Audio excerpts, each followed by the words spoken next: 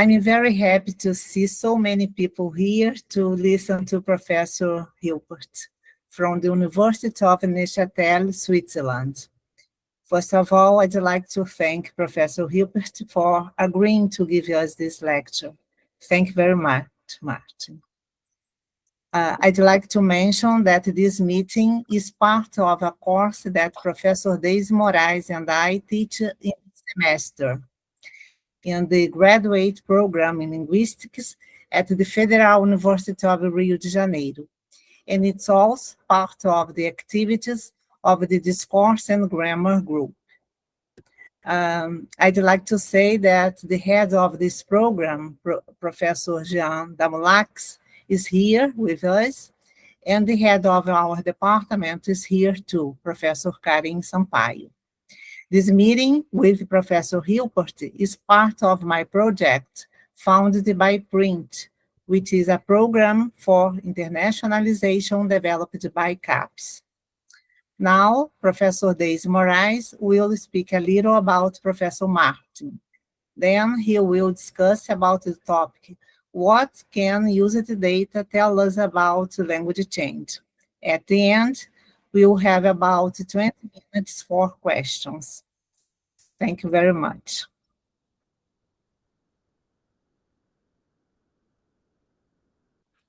Deise? Sorry.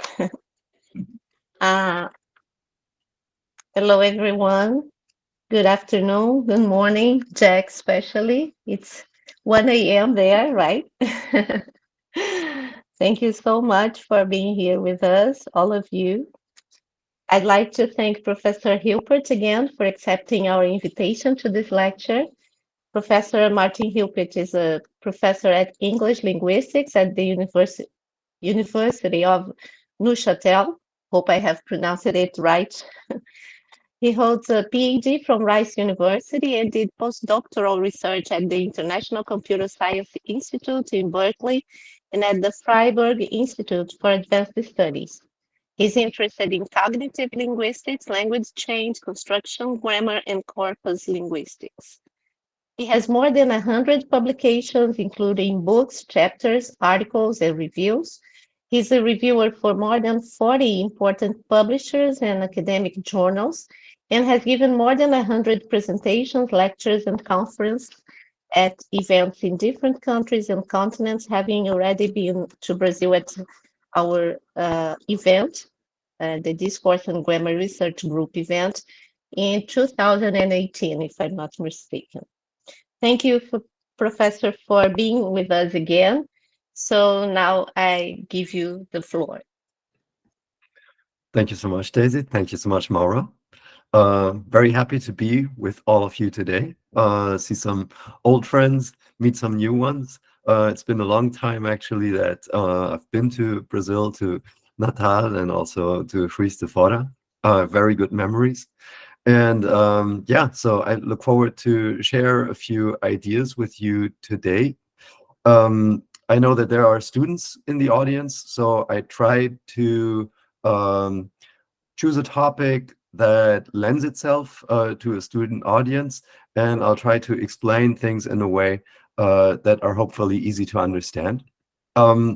So the title of my talk is what can usage data tell us about language change? So language change being one major topic of interest of mine. And to introduce this topic, I need to say a few words about usage-based linguistics in general. So I take it that many of you are familiar with usage-based linguistics in some way or other. It is a way of looking at language that brings together several ideas that are broadly compatible with functional linguistics, with cognitive approaches to language. And on this slide, you see 4 of these ideas. There are more, but I selected these 4 because I think they are especially important. And the first one is perhaps the most basic one, namely that language use shapes linguistic knowledge. So our experience of language leaves an imprint on the way we represent language mentally in our minds and brains. The second idea that I think is important, and that one relates to functional linguistics, is that communicative functions shape language form. So the fact that we observe certain structures in language are due to the fact that there are certain jobs that we need to get done with language. And so language adapts to the functional pressures that are present whenever we are using language, whenever we are holding a conversation. Then the third idea on the top right is related to my topic of language change, namely that language use shapes language change. So if languages develop across centuries, along long times, the reasons for that are actually in the here and now. So in every usage event, in every conversation, there might be just a tiny little change that takes place, and over time those changes add up to become the large or substantial language changes that we can observe in longer stretches of time. And then the fourth idea that you see on this slide is a little different from the first three, and that would be the idea that language is grounded in general cognitive processes. Just to illustrate this last point a little bit more, the notion that language is supported by what are called domain general sociocognitive processes, that has been expressed very clearly in the work of Michael Tomasello, who you see on this slide. And the general idea is that language draws on many processes that are not themselves linguistic, but that are general processes of cognition. So for example, categorization or association or generalization, processes like joint attention or statistical learning, analogy, metaphor, and in fact more. Yeah. So the idea would be that language emerges through the interplay of these processes.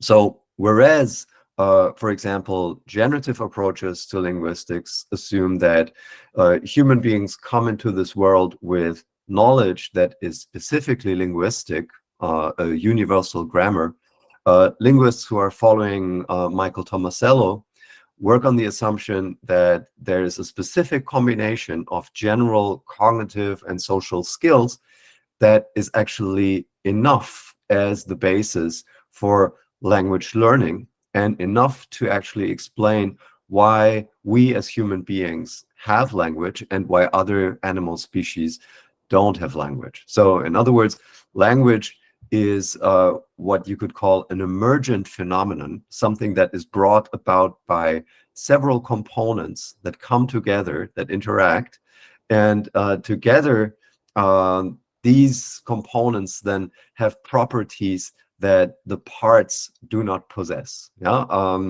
Tomasello phrases this idea in a much more succinct way when he says that children acquire all linguistic symbols of whatever type with one set of general cognitive processes.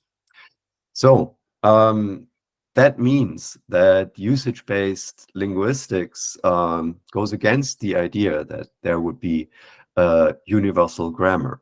But saying that there is no universal grammar settles us actually with a very large argumentative burden. How can we show which processes underlie language, and how can we show that these processes give then rise to language? Yeah.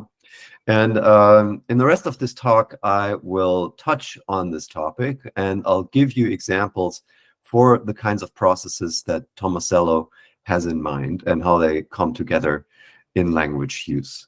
I just like to give you one example, yeah, to get us started, focusing a little bit on the process of joint attention, which is a skill that is present in children long before they are able to use language. So joint attention can be defined as the ability to focus on an item of interest together with another speaker.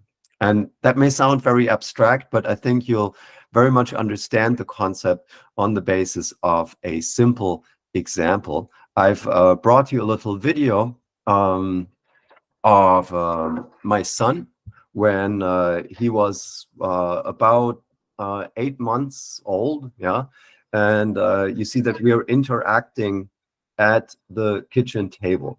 So at this time, he actually does not speak yet, yeah, but at the same time, you can already see that there is some communication going on, yeah. So for example, right now he is pointing to a piece of bread, and well, he's very interested in that bread because that's what he likes to eat at that point. And every now and then he looks up to me to check if I have actually understood what he wants. Yeah, so it's he's pointing to a piece of bread that doesn't have jam on it just yet, and I need to put jam on it. And he makes sure that I'm doing everything the way it is supposed to be. Yeah. Okay. So what can be observed here is that pre-linguistic children, so children who don't yet know how to use words, are actually already very skilled communicators. And joint attention is the skill that they need for that. Yeah, so they need to have the skill to focus on an item of interest together, and children engage in this kind of behavior from a very early age onward, about 8 or 9 months, and they use this behavior to engage and maintain interactions with their peers and caretakers. And in those episodes, language can take hold, word learning can take place, and the first couple of linguistic structures can take hold in the mind of the very young speaker. Okay, so joint attention is one of these general cognitive processes that are part of the usage-based linguistic worldview. Now, how does all of that fit together with regard to language change? So what we have in the upper right corner here. Well, for that,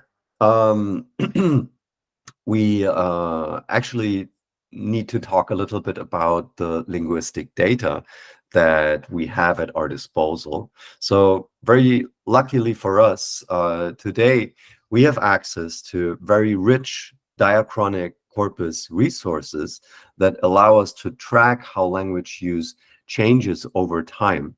And again, just for the little anecdote, the way I came up with some of the ideas that I want to talk about today is that one evening I was watching a presentation by the man you see here on the slide, Hans Rosling, a Swedish researcher who died in 2017, but he left a very profound influence on many people, including myself, when he was showing graphs like the one that you see here. Let me press play.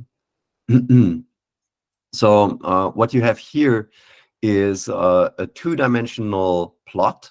The points on the graph are countries, and the two axes that you have some information about these countries. So, for example, income per person is shown here on the x-axis, and life expectancy is shown on the y-axis.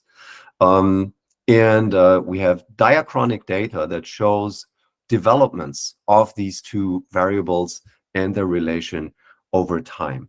And the rather fascinating thing, I thought, that you can see in this kind of graph is you can see how these countries develop over time, so that, for example, all countries that have that are represented in this database rise in life expectancy and also in income.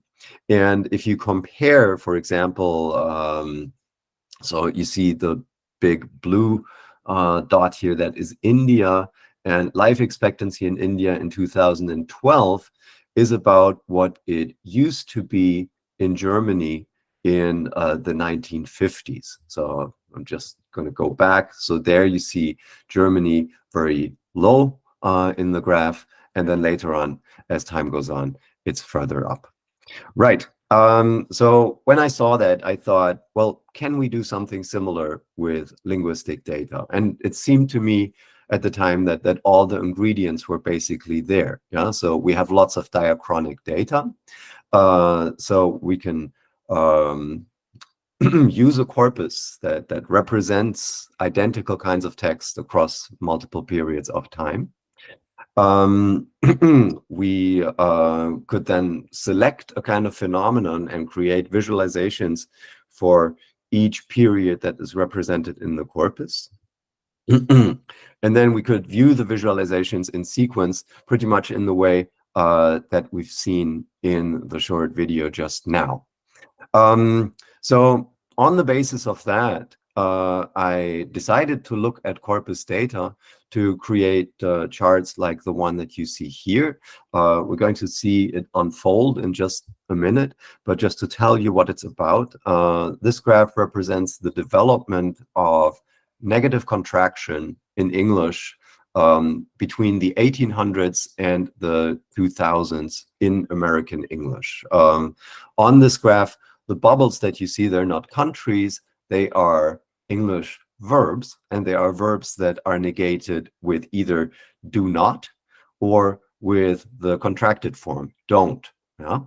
And on the x-axis, I have the logged normalized frequency with the contracted form, don't. And on the y-axis, there is the corresponding values for do not, the uncontracted form. Okay, so let's see what's happening here.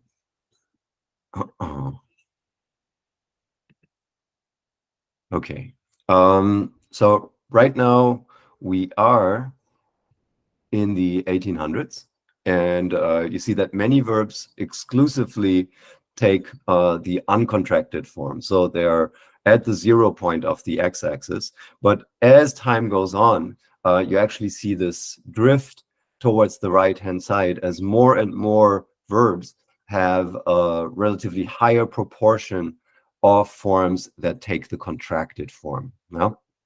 And so here we are now in the 2000s, and if we compare some of those verbs that have a strong preference for the contracted form, we have verbs like bother and worry, and among the verbs that are not as strong, don't have a strong preference for the contraction, we would have things like hesitate or consider, verbs that come from a higher stylistic register.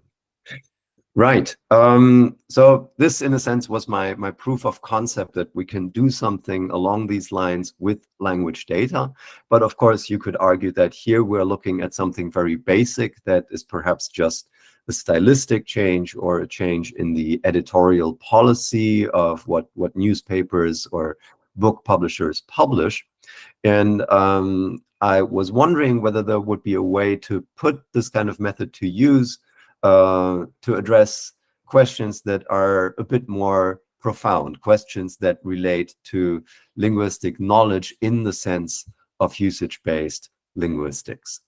So to talk about this further, I need to address another basic assumption of usage-based linguistics, namely the idea that constructional meaning is reflected in associations. Specifically, the associations between syntactic patterns and lexical elements. This idea has been popularized very much by the two gentlemen that you see on this slide here, Anatol Stefanovic and Stefan Gries, who have developed the set of methods that are called collostructional analysis. And the way they express this is that they observe strong interdependencies between constructions such as, for example, the English ditransitive construction, which very strongly appears with verbs such as give, for example. So the example John gave, marry the book. Give is far and away the most typical verb that you can find in the ditransitive construction. And then you have examples like he elbowed his way through the crowd. That's an example of the English way construction, which expresses movement through a difficult terrain. And there we find these strange denominal verbs like elbow, which describe you have to use your elbows to create a path through a room when there's lots of people in it. Yeah. So that's the basic idea. There are strong interdependencies between syntactic patterns and lexical elements. And the fact that we have these interdependencies is actually notable. Stefanovic and Gries argue that if syntactic structures serve just as meaningless templates waiting for the insertion of lexical material, then we would actually not expect any significant associations between these templates and specific verbs. All right, so the idea of collostructural analysis and the interdependencies of syntactic patterns and and lexical elements has really been a central interest of mine for a long time, and it has led me to an idea that is somewhat independent of that, but closely related. And that would be the idea of distributional semantics, or the idea that meaning is strongly dependent on contextual relations. So the meanings of linguistic units can be described in terms of the contexts in which these units are commonly found. I would like to take a few minutes to introduce this idea and to explain this topic from the ground up. So if all of this is well known to you, you have to bear with me for a few minutes, but I promise that it will make the whole idea a whole lot clearer, and we'll start from there. So on this slide, you see several English verbs. They are all different semantically, but there are also some similarities. So if you were to give these verbs to a human observer and you would tell them, well, can you do me a favor and distinguish these verbs in terms of different categories, chances are that they would come up with something like this, where there are three different categories, namely emotional verbs such as laugh and cry and smile and cheer, which are about emotions. Then there are mental verbs such as understand, believe, assume, and acknowledge. And then there are caused motion verbs such as throw and lift, or catch and roll, which describe physical processes. So this is something that we as speakers would do naturally, but distributional semantics is actually a computational way of studying semantic similarity across different words on the basis of corpus data. And here you see a graph that has been put together on the basis of such methods. So that means that a computer can categorize our verbs in a way that is actually very similar to what a human being would have done. So the categorization is achieved on the basis of text, of textual data, and of co-occurrence frequencies, of interdependencies between different elements in that data. Okay, so in order to see how that works, let's take our verbs and let's say that these verbs constitute our vocabulary that we want to model.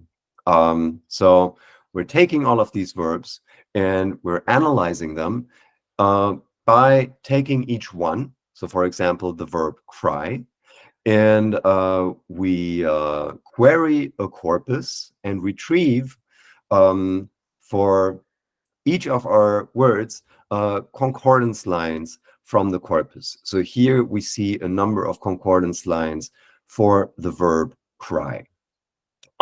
So the first one reads, I thought he was going to cry. There's an interesting point. and so on and so forth. Yeah, so essentially we have the keyword, and then we have text to the left and right.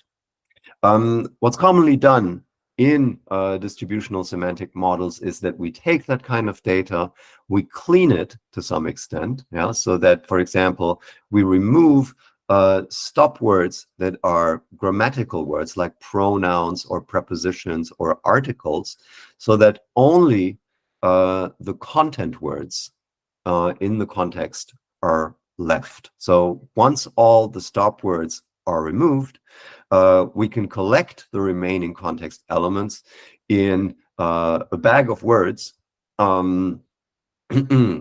that then represents the context of the verb cry. Yeah, and this bag of words is a metaphor. It's a collection of words, and it's considered a bag of words because we no longer consider information on the sequential order of elements, but just their occurrence as such. There are actually methods that use that kind of structural information, but in what's called a bag of words model, we just use the frequencies, which we can very conveniently display in the format of a frequency word list. So here, for example, you see the most frequent collocates of the verb cry. So, for example, the verb, the word out is a very common collocate of cry. The word began, started, etc., etc. And we can compare frequency lists of this kind across different verbs. So, for example, we can compare the frequency list of cry against the frequency list of laugh, of smile, or of throw. And the reasoning would be that words with similar frequency lists should have some semantic relation between them. So cry and laugh should have collocates that appear with similar frequencies. Smile should be similar to both cry and laugh, but throw, because it conveys a very different meaning, should be somewhat different. Right. So these frequency arrangements represent the basic information for a distributional semantic approach. And these frequencies are then further processed in order to arrive at the visualizations that I've shown you earlier. Right. So how does this work? We have to arrange the words and their co-occurrence frequencies in a table that looks a little bit like this. So in the columns, we might put the verbs cry, laugh, smile, and throw.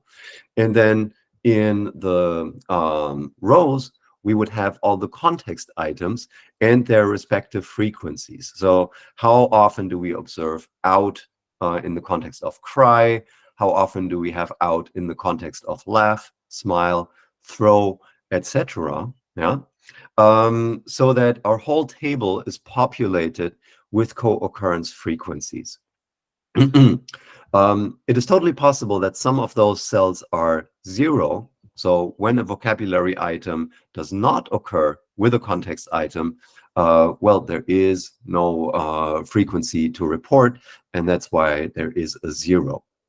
Now, with a table like this, we can compare pairs of vocabulary items mathematically by looking at the numerical differences for each context item. Yeah. So, for example, we could look at cry and laugh and compare one by one the different frequencies that we observe, and by adding up those differences, we would arrive at a mathematical representation of how similar cry and laugh are semantically. Yeah, the whole process is a little bit more complicated, but at the basis, it is just that. How similar or different are these two columns of numbers with regard to each other? And of course, we can do this not just for cry and laugh. We will also do it for cry and smile. We will do it for cry and throw. We will do it for laugh and smile, laugh and throw, and so on and so forth, until we have mutual distances between each possible pair of vocabulary items. And with that, we can actually create visualizations like the one that you've seen, where we see immediately whether two verbs have very similar context vectors. So for example, you see that catch and throw are overplotted. They're very similar in terms of their collocates. And then on the other hand, cry is very different from, for example, understand. Okay, all that the computer needs in order to arrive at this conclusion is it needs to look at what words occur in the respective context of these verbs, and what are the frequencies with which these words occur.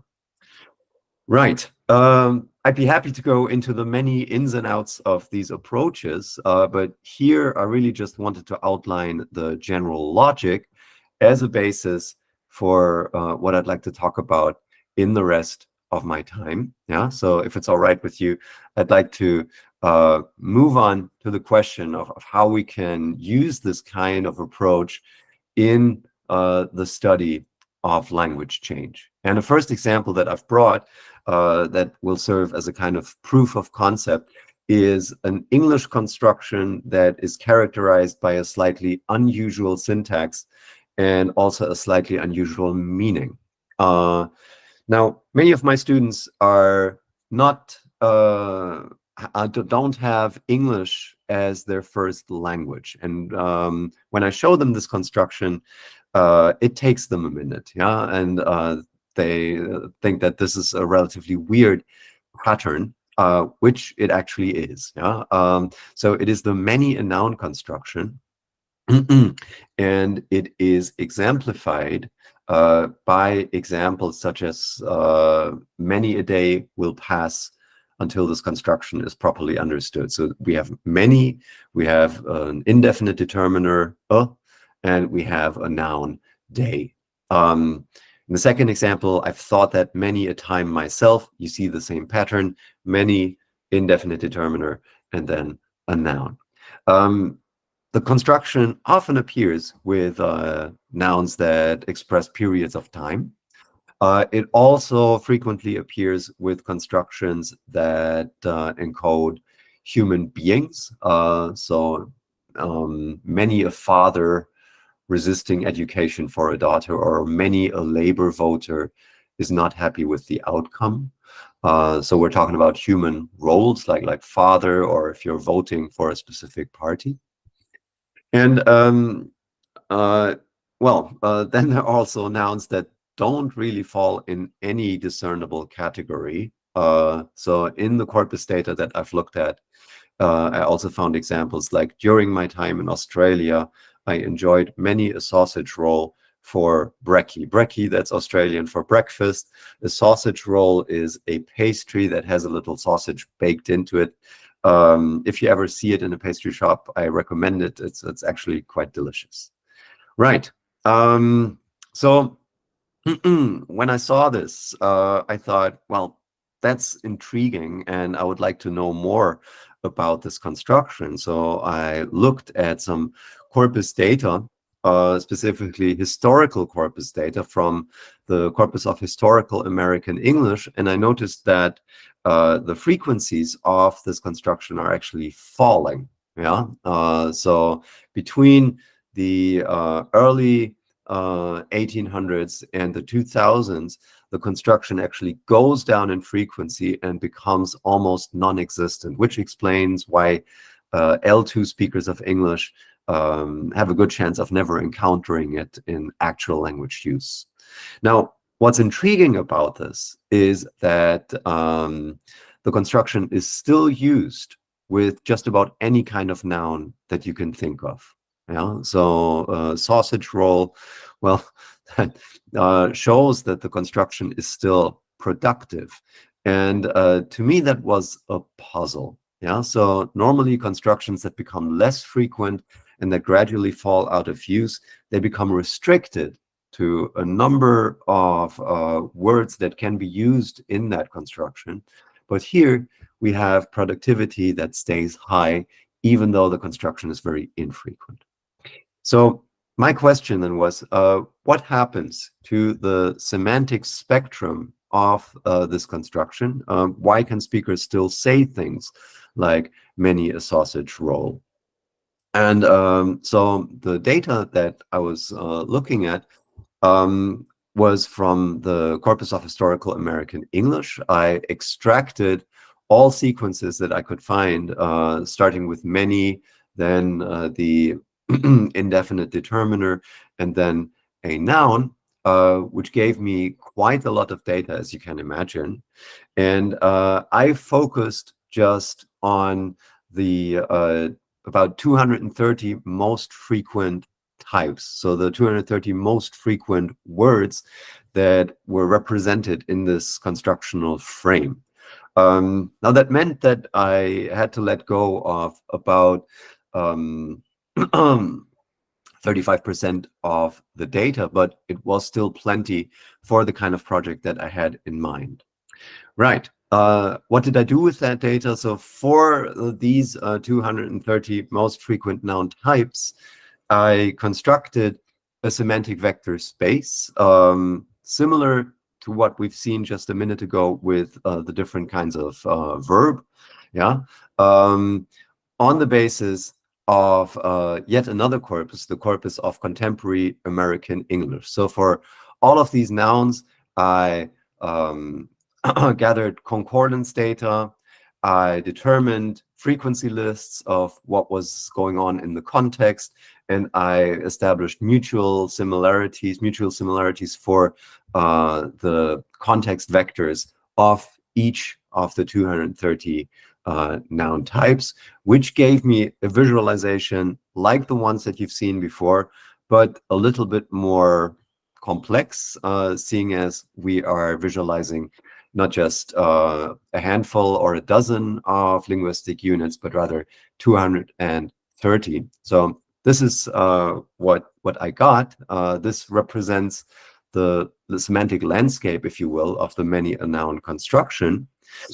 And the graph itself is based on the analyses that I've just described to you. Yeah, so the relative positions of the bubbles that you see here are based on the semantic vector space that I created for the different verbs. And the sizes of the bubbles, they are based on text frequencies from the Corpus of Historical American English. And that means that we have historical frequency data, so that over time, yeah, so in a moment we will see what happens to this visualization when we actually move from the 1800s to the 1900s and the 2000s. So over time, the bubbles, they can grow, they can shrink, they can even disappear, yeah? Now, before we see how everything changes over time, let me give you a tour of the semantic landscape that we have here. So the largest bubbles that we have in the 1810s are time nouns, like, for example, time or day or month or year. And these words are positioned at the center of the semantic landscape. And if you check the zero lines, they cross exactly here where time is as a word. Towards the lower half of the graph, we have a large space that is filled by human beings. And there the spectrum goes from words like man and woman on the right-hand side to family relations like father, friend, mother, husband, to professions like politician or writer on the left-hand side.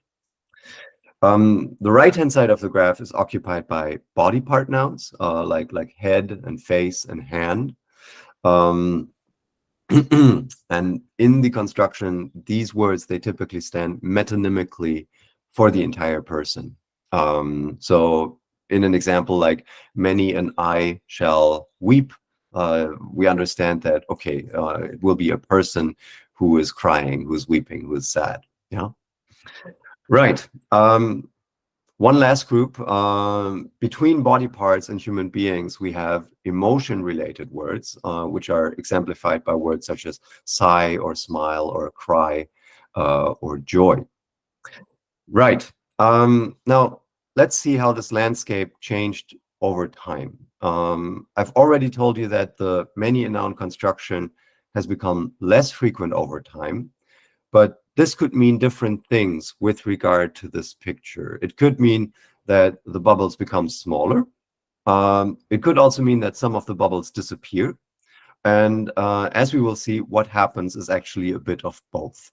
Let me show you what happens with the time nouns.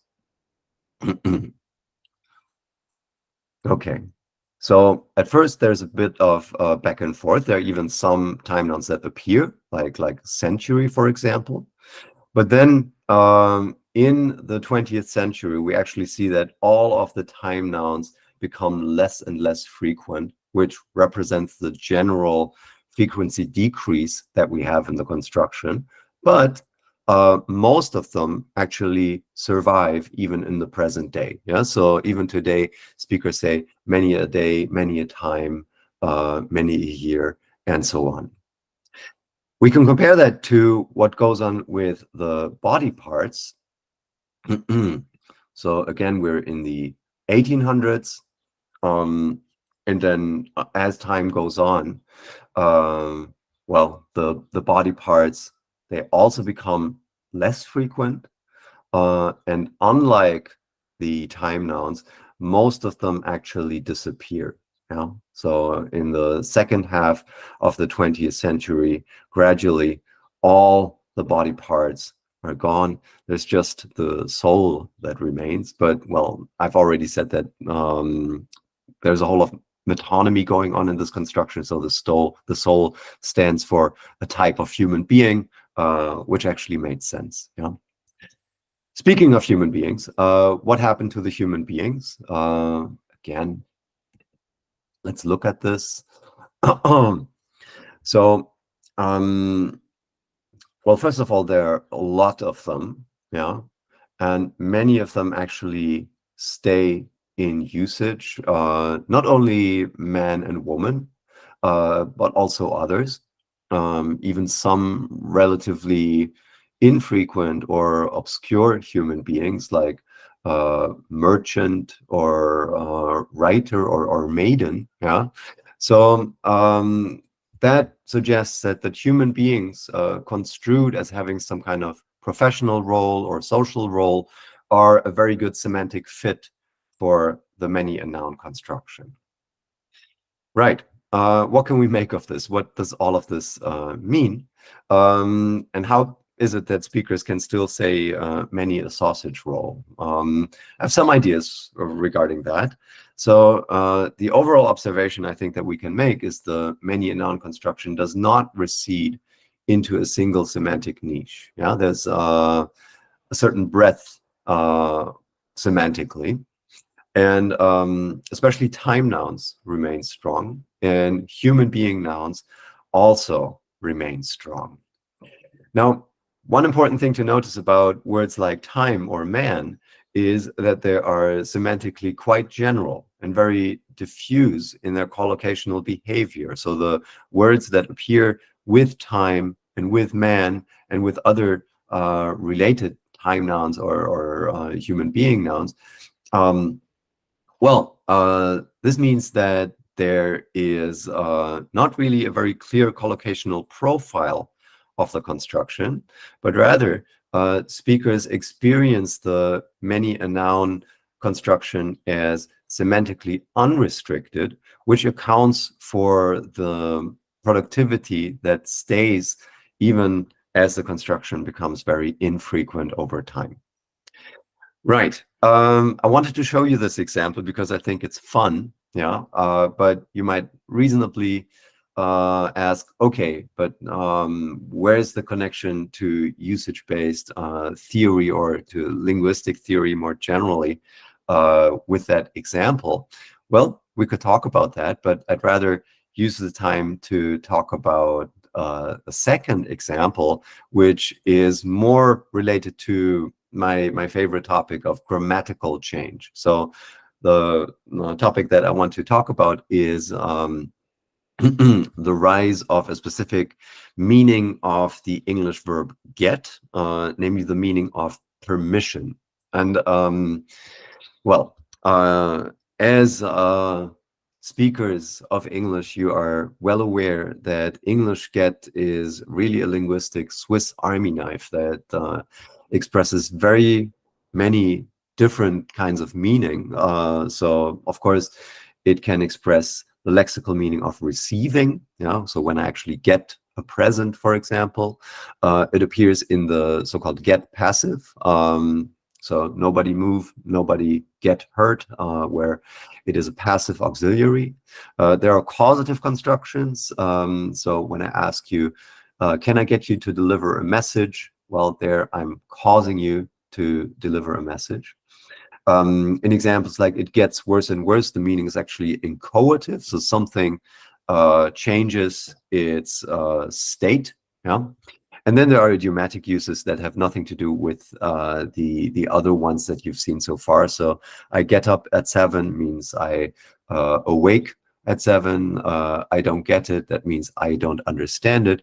So really get is a highly polysemous verb that occurs in a lot of different contexts. The context that I want to talk about is where get actually expresses permission or something related to permission. So that would be examples like the ones you see here. In the movies, the prisoners always get to make one phone call. They are always allowed to make one phone call. Or the second example, this is a big day for the guards. They get to remind us who is boss. So they are allowed to remind us who's boss. And the third example, I want to marine, they get to wear swords, right? So that they have the privilege of wearing swords. Okay. The meaning of permission puts this use of get into the broader domain of modality. So get conveys a meaning that is also conveyed by other established modal auxiliaries, such as, for example, may, that expresses permission, can express permission.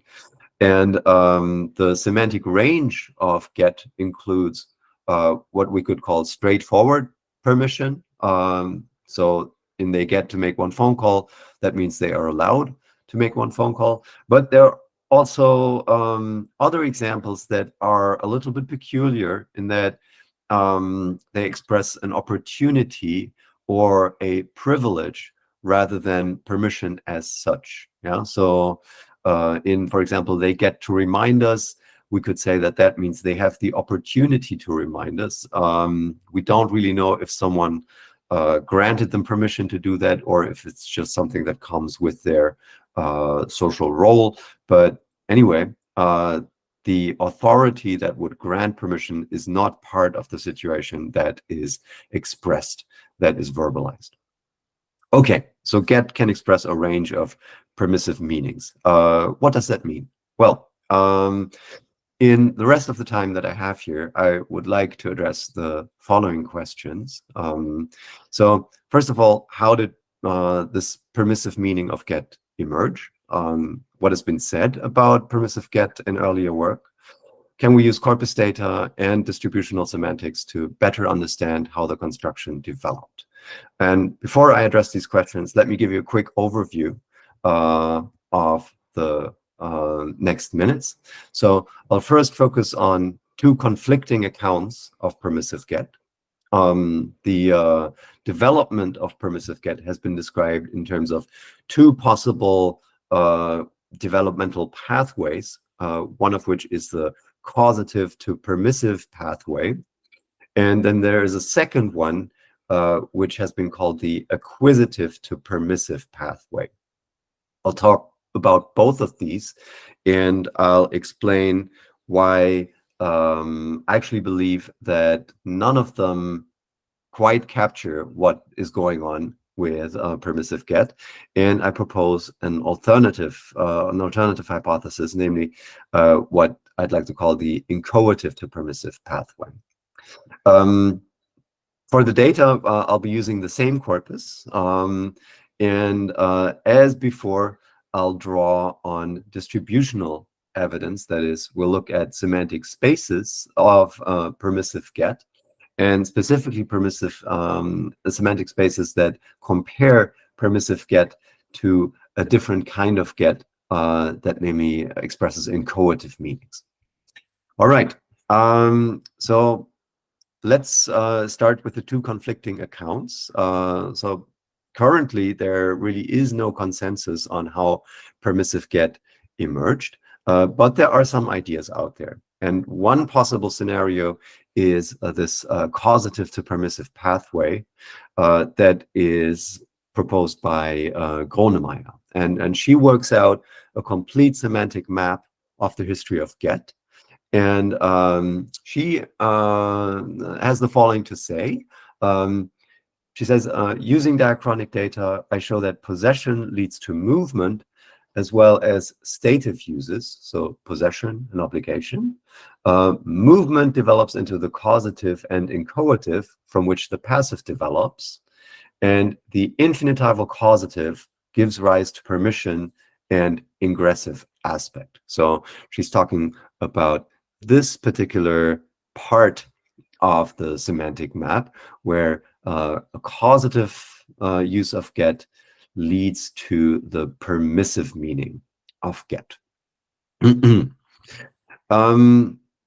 Okay, so focusing on the semantic development from causation to permission, she proposes that there's a specific use of get that is crucial, namely get to be, which she views as the precursor of both permissive get and ingressive get. And the crucial context, according to her, is found in causative examples such as, I got him to be chaplain. Yeah? So this expresses causation, but it also implies that he was permitted to become chaplain. Yeah. So she should suggest that speakers have treated get like a verb that participates in a syntactic alternation that expresses these two meanings. What's called the causative alternation. There are verbs such as, for example, melt, that in English can be used transitively, as in the sun melted the ice, and they can also be used intransitively, the ice melted.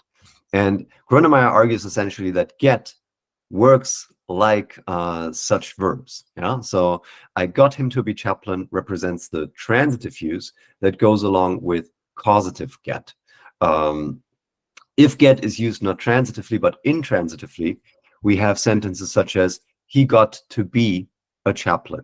And without the causer, this sentence then only has the implied permissive meaning left, and that meaning can then conventionalize. So Gronemeyer's account is essentially a classic syntactic argument that takes a phenomenon that is relatively well documented, the causative alternation, and then uses that phenomenon as an explanation for the emergence of permissive get. That sounds like a plausible theory, but there are some critics. So, for example, Johan van der Alvera and colleagues have stated that they are not in agreement with Gronemeyer's proposal. So let me read you this, what you see on the slide. Gronemeyer actually claims that what she calls permissive get derives from causative get, illustrated in John got me to clean his car, and they argue that this is not very plausible.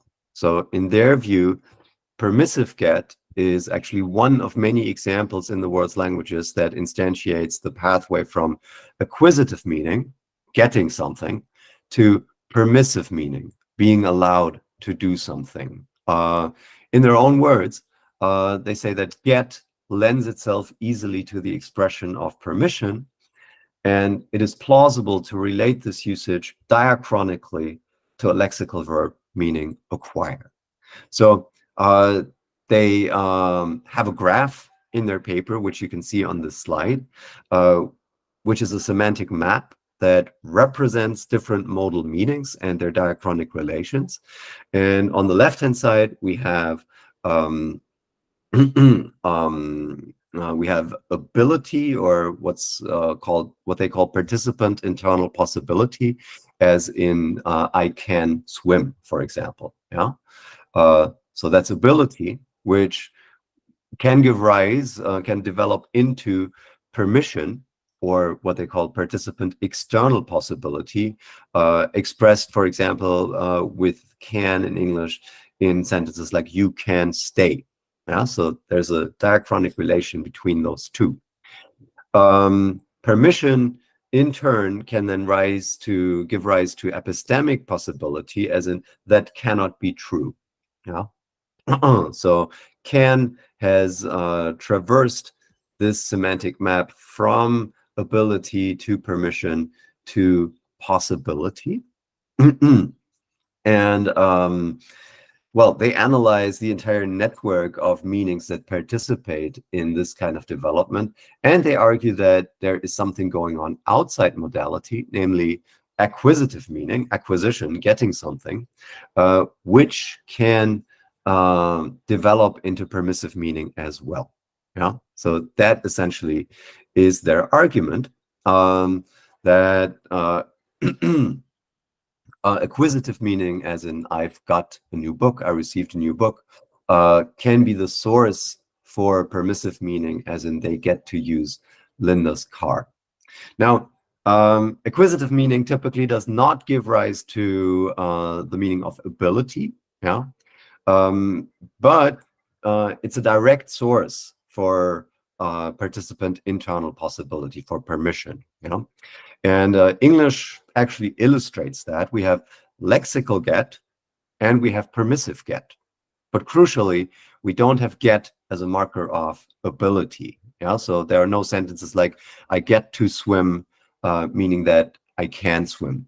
Yeah, and incidentally, permissive get also hasn't given rise to epistemic meanings just yet. We don't find sentences like he gets to be the murderer in the sense of he could be the murderer. He might possibly be the murderer. Okay. Now,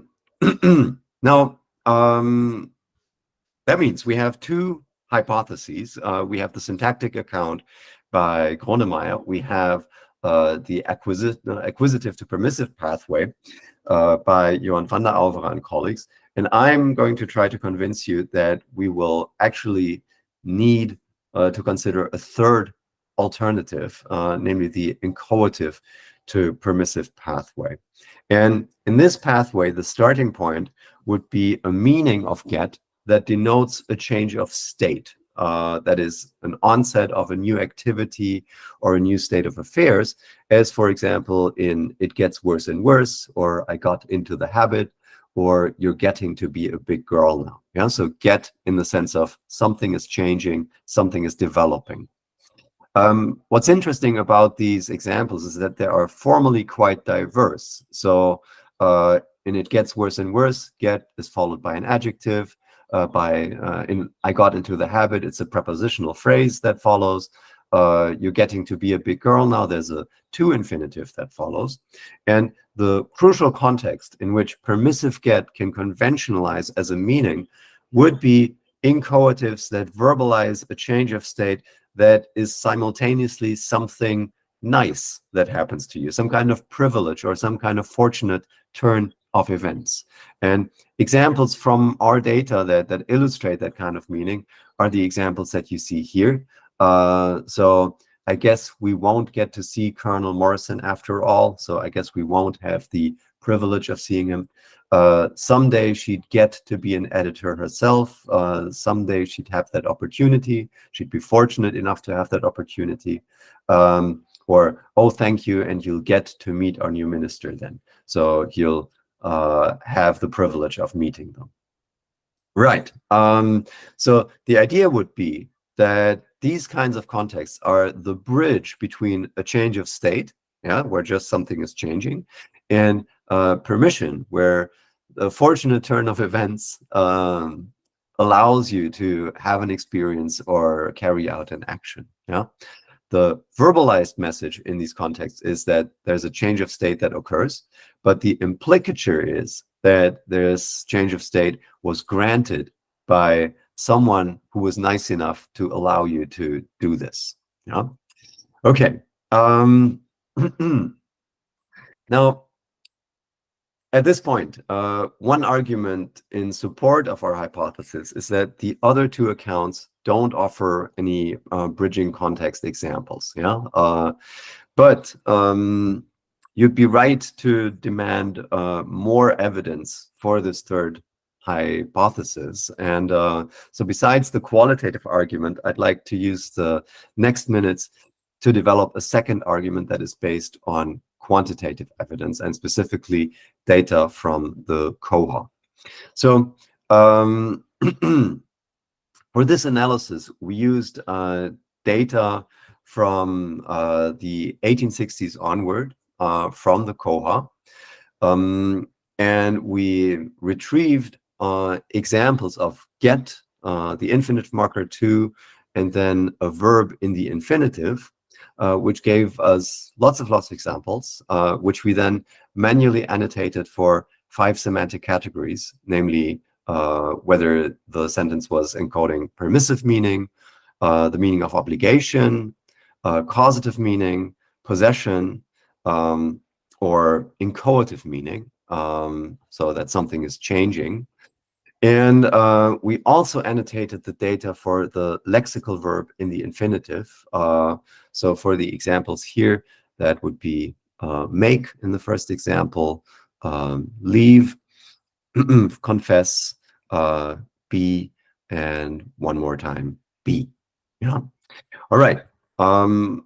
What did that give us? Well, on this slide, you see the frequency developments of the 5 semantic types that I just described. And what can be seen is that permissive get is actually the only one that is really on the rise. Okay, so if you look at permissive get towards the end of the 20th century, it looks like it's really taking off. It's like the beginning of an S curve, despite the fact that it has been available really for more than 100 years before these data came about.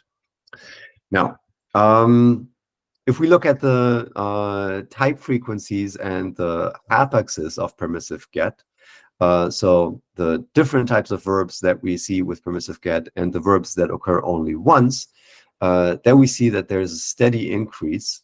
And a look at the most frequent verbs, that's what you see on the right-hand side, that shows that the most frequent elements are verbs such as see, be, and go.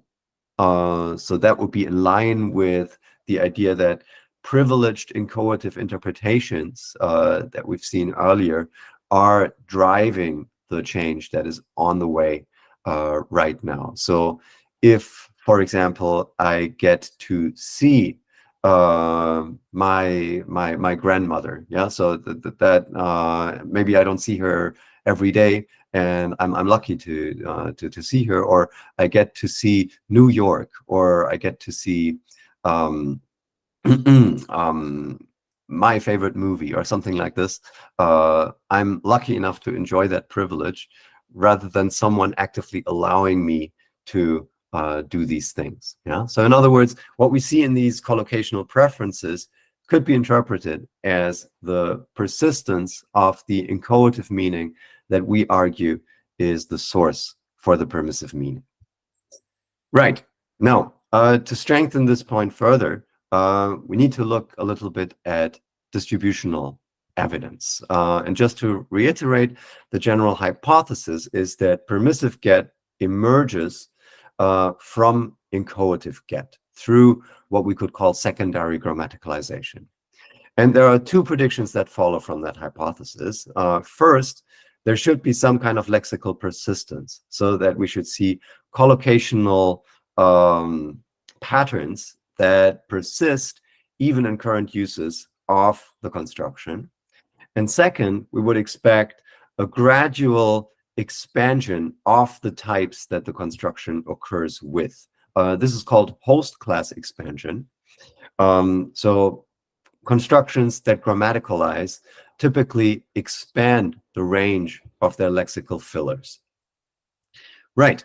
Based on that, we can formulate two empirical questions, namely, do inchoative and permissive get collocate with similar groups of verbs? And second, to what extent does permissive get emancipate itself over time from inchoative get? We would assume that in the beginning, both of them occur with very similar sets of verbs, yeah? And over time, they should become more and more dissimilar. And that is what we can test on the basis of diachronic corpus data. So what we did was that we extracted co-occurrence data for all verbs that we found with the construction from the corpus of historical American English. We computed semantic distances between these verbs in the way that I've explained to you earlier. We've plotted those, and we created separate analyses, separate visualizations for 4 different periods of the corpus data. So there won't be anything moving, but we'll compare fixed graphs. Here I'm showing you a first set of these graphs. And what you see here are distributional semantic plots for 4 historical periods for the verbs that are attested with permissive get, with inchoative get, and with both of the constructions. Permissive only verbs are shown in blue. Inchoative only verbs are shown in red, and overlapping verbs are shown in green. Now, coming back to our hypothesis, what we expected to see was a gradual decline of green and a kind of diversification of red and blue. Yeah, so that blue would be on one side and red on the other. And it doesn't take much to see in this graph that this is not really what we are seeing. Yeah? So that came as a little bit of a surprise when we looked at this first. Now, what we can see are basically 2 things. First, both constructions occupy overlapping areas of semantic space.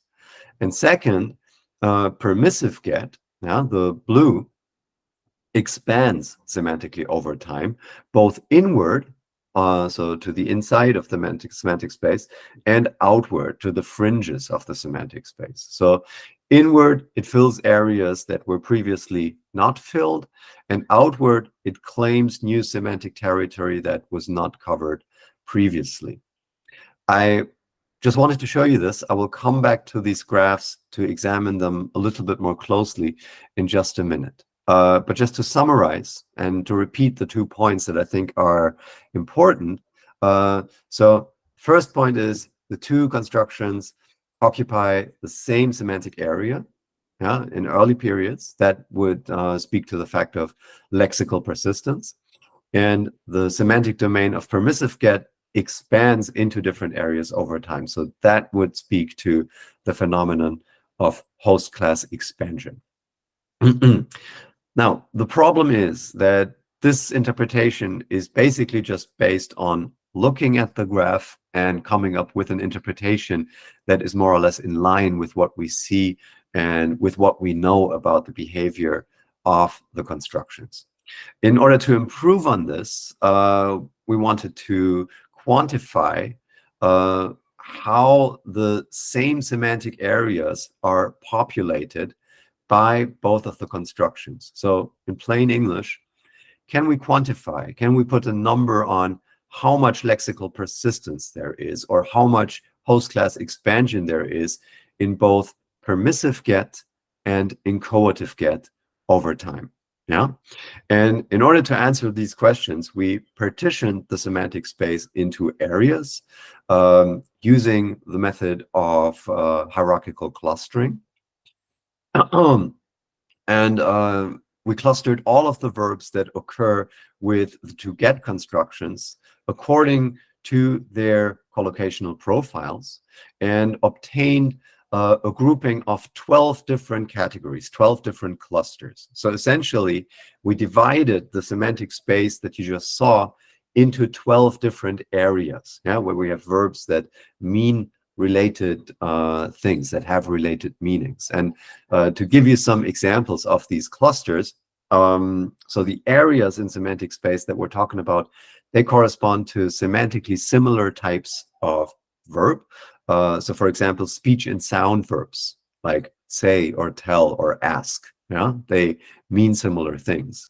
We have a cluster that corresponds to emotion and cognition, like love or hate or hurt or excite. Yeah. There are also verbs that have to do with eating and drinking. Yeah, eat and drink, swallow, taste, etc., etc., and actually more. Yeah, so we have these 12 different areas, verbs that are semantically related to one another. And the question that lets us quantify the extent of persistence and host class expansion is whether the same areas are populated in the same way by the two constructions. And to find that out, we determined how densely each semantic cluster was populated in each construction and in each period, so that we could then compare the two across different periods of time. And we could also compare the same construction at different points in time. Let me show you what this looks like. So here we see the graphs of the semantic distribution again, but this time we have separate graphs for inchoative get on the left-hand side with the red verbs and permissive get with the blue verbs on the right-hand side. Now, if we use the partitioning into 12 different semantic categories, and if we quantify the similarities between the constructions and between time periods, we can actually quantify how similar they are. So in the first period, just to put a number on this, we obtain a correlation statistic between inchoative get in the first period and permissive get in the first period that has a correlation coefficient of 0.56. That means, well, they are relatively similar, not perfectly similar, but fairly similar. Now, where it gets interesting is how this develops over time. Namely, in the second period, we can compute the same measure of similarity, and that measure decreases. So the two constructions are less similar in the early 20th century, and that points to semantic diversification. So that is very much in line with the hypothesis that we've had, that at first there's overlap and then there's diversification. When we then compare the constructions to themselves over time, so inchoative get from the late 19th century to inchoative get in the early 20th century, we actually get correlations that are positive and higher than the comparisons between the two. Yeah, so we have inchoative get that changes a little bit, but not too much, and we have permissive get where the coefficient is a little bit lower, meaning that it changes a little bit more. Okay, so those are just the first two of our historical periods. We have two more, yeah, and in the third period, both inchoative and permissive get are similar to themselves in the last period, yeah, so they don't change as much from one period to the next, but the two constructions are quite different from each other. And then in the last period, what's a little bit more surprising is that the two constructions again become more similar to one another. Yeah, so in a way, they've been drifting apart, and now they are reapproaching one another just a little bit. Not much, but a little bit. And again, the similarity of one construction to itself in the preceding period is again strong for permissive get, not quite as strong for inchoative get. All right, I'm sorry. I hope this was not too confusing, but I think there's a very straightforward interpretation of the things that we can see in these data. So we see a decrease in similarity between the two constructions from the late 19th century throughout the 20th century. Yeah, we see less of a change in inchoative get than what we see in permissive get, and inchoative get regains more types in the last period, and therefore becomes more similar to permissive get. With regard to the initial question of how permissive get emerged, I want to argue that inchoative get is a plausible source for the development of permissive get. Bridging contexts provide a motivation for this source over competing accounts that exist. And additionally, distributional evidence portrays a typical quantifiable trajectory of grammaticalization of permissive get in terms of persistence and host class expansion. So if we step away for a moment from just the question of permissive get and how it came about, I hope to have shown that this is a new and interesting method that allows us to compare the semantic development of constructions when we're looking at pairs of constructions, or even multiple sets of multiple constructions across time and against one another. And I think this can really show us interesting things about how constructions develop semantically over time. Right, I want to come to some concluding remarks. I think the methods that I've talked about today, they lend themselves to the study of a wide range of phenomena. I think they are particularly well suited for studies that adopt a usage-based outlook, that are in line with the ideas that are current in functional and cognitive approaches to language. What's crucial in all of these is the idea that relations, associations between linguistic units are really important and reflect the knowledge of language that we have as speakers. And I also think that the methods that you've seen are good both for exploratory analysis, where we don't necessarily start with a hypothesis, but we just want to see what's going on, and also for analyses that set out to test existing accounts that have been proposed in the literature. So in that sense, I think they make for a good marriage between empirical data and theoretical insights. I also want to say that changes in usage frequencies can tell us if linguistic forms have become more entrenched over time or if they fall out of use. But crucially, these distributional approaches allow us to look at changing patterns of associations between linguistic forms, which can tell us a whole lot more about meaning change, so how constructions developed semantically. And we can analyze these changes in order to test general theoretical claims about language change. And in the process, we can hopefully construct a more sophisticated theory, or even more sophisticated theories of language change. All right.